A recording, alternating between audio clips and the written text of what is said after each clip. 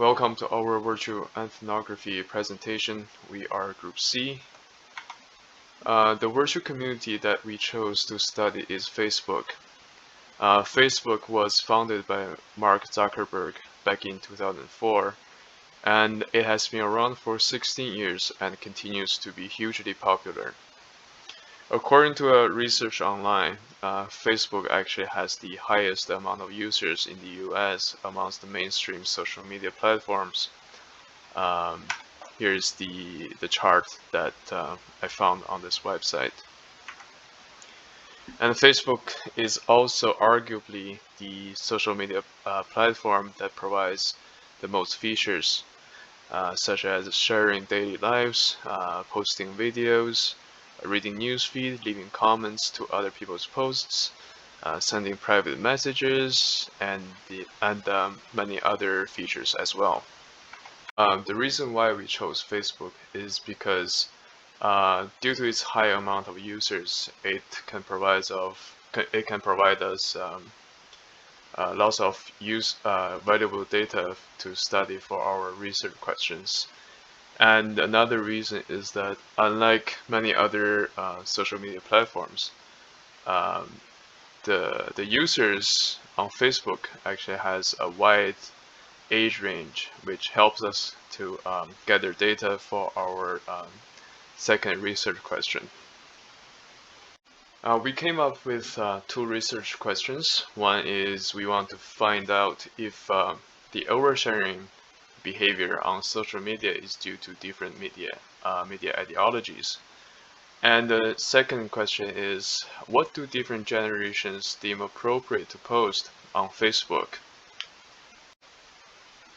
The reason why we chose this as one of our research questions is that as social media users ourselves, many of us have the experience that someone posted something that is extremely personal, and it makes other users uncomfortable and cringe. Here is a example of an oversharing post is. So for me personally, I wouldn't appreciate seeing this when I'm checking my Facebook feeds. In Breakup 2.0, Disconnecting Over New Media, Ilana Gershon mentioned that people have different media ideologies, and those media ideologies determine people's opinions and behaviors on social media platforms.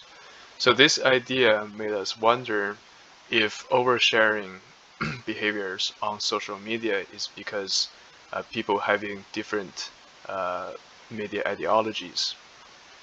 Another interesting literature that we found about this topic is Oversharing Presentations of Self in the Internet Age by Ben Agar. After reading some of the chapters in this book, we have we had a better understanding of oversharing and its impact. Another literature is a journal that was posted on Daily Mail. So this journal basically gives us some idea of what could be other reasons of oversharing on social medias. To find out whether these different media ideologies are related to oversharing behaviors on Facebook, we first will pick posts that we consider to be oversharing. And because people might have different definitions of oversharing, we will ask a group of users to judge, to look at the posts and to see if they consider the post to be inappropriate and if the posts could cause them discomfort. Once we have some posts that are considered to be oversharing by the majority of the users, we will interview those people who posted these oversharing posts. And the purpose of those interviews is to find out if they are aware of their behaviors, if they are aware that their posts could be causing discomfort to other users. And if a if a person is aware that their post to be inappropriate, then it indicates that this person might have a similar media ideology with other users, and the cause of this person's oversharing behavior might be um, depression or other reasons. But if a person is unaware of their posts to be inappropriate, if the person doesn't realize that their posts could cause discomfort to other users, then it means that this person's oversharing behavior might be related to their very different media ideologies from other users. The second research question, while similar to the first, will focus on how posts are perceived by different generations. There are various reasons why this is important to investigate. It will offer assistance to newcomers to the virtual community. It will also help us examine the main media ideologies surrounding posts, as well as the second order information that is acting within them.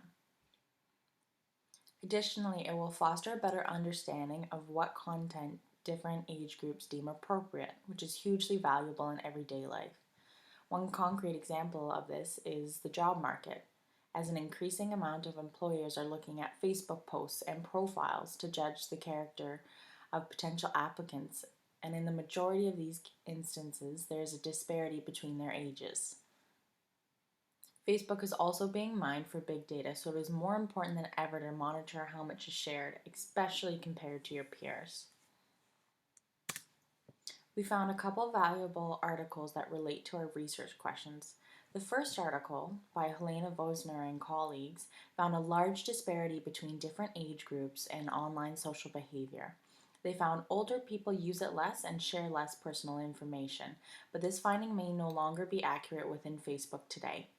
The research was done in 2015, and currently younger people are utilizing Instagram and Snapchat more, while older residents are remaining consistent in how they share their lives with the public. In the second article listed here, they used a similar age group to investigate how adolescents share more personal information and are believed to value privacy less. Surprisingly, in their research, there was no significant difference between groups, and aspects such as average use, self esteem, and lesser awareness of consequences are what contributed to how much personal information people deemed appropriate to post. The fifth chapter of David Brake's book goes into the harms that can be posed by careless social media use. To investigate this, he used in depth interviews, theories of human behavior, and a wealth of other studies to analyze why people post inappropriately.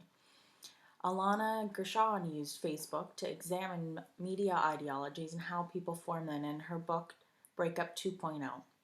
Participants had strong views on what was appropriate, which oftentimes differed greatly from each other's. While in Second Life, Tom Belstroff's focused more on a broader holistic view on how people interact in a virtual community. To investigate people's ideologies regarding posts, we will use participants from three age groups: people in their 20s, people in their 40s, and people in their 60s.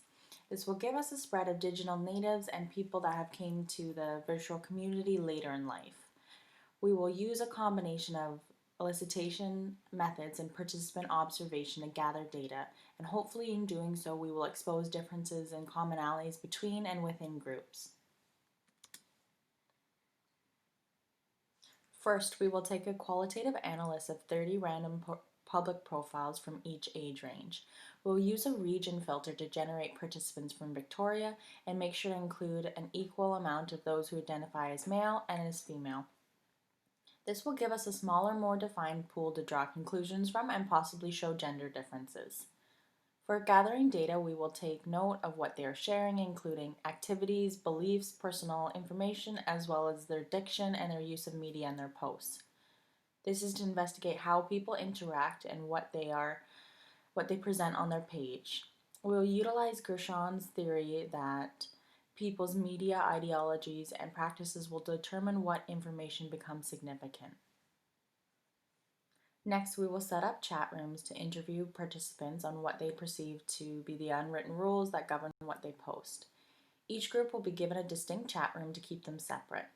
We will also ask them to describe any etiquette they think is unique to them or the other groups.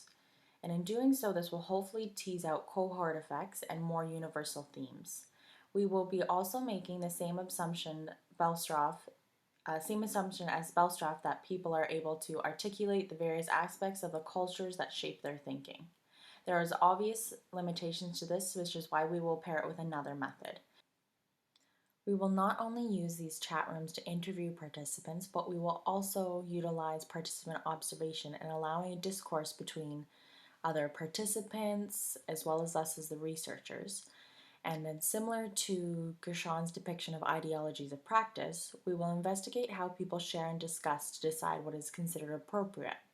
And in this way, we are witnessing how they are creating idioms of practice in the use of a Facebook post. There are some serious ethical concerns as we are using participants' personal information, so it is essential that this is handled with care. We will only use participants over the age of 18 to allow proper consent, and formal consent will be collected when appropriate, but aligned with Bellstroff's example, we will follow proper ethical decorum but not require formal consent in every discussion in the chat room. Also, within the chat room, we will remove last names to keep confidentiality between participants. It is also important that we recognize how reflexive thinking may color our approach towards the research. As researchers, we are both current longtime users of the community and are largely digitally literate. And it's due to this that it's important we recognize that we might have preconceived biases towards what is considered oversharing and what different age groups deem appropriate. While keeping these aspects in mind, we are ready to begin our research.